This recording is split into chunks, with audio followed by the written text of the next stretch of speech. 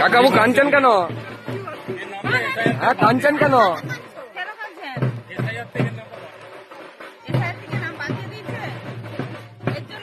সরকার লড়ছে, আমাদের মুখ্যমন্ত্রী লড়ছে, পাশে আছে, ঠিক আছে, কাটবেননি।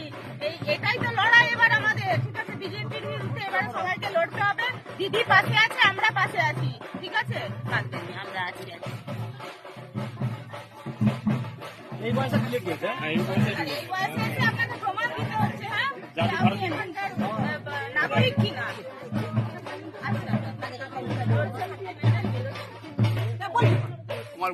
আচ্ছা, আমরা আছি, দিদি লড়ছে, আমরা আছি, ঠিক আছে। এটাই আমাদের লড়াই, বিজেপির বিরুদ্ধে এবারে লড়াই। এসআইআর এর নাম করে মানুষকে লাইনে দাঁড় করেছে, ঠিক আছে। যারা এই মানুষটি এত বছর ভোট দিয়ে এসছে, এই বয়সে এসে তাকে নাগরিকত্বের প্রমাণ দিতে হচ্ছে।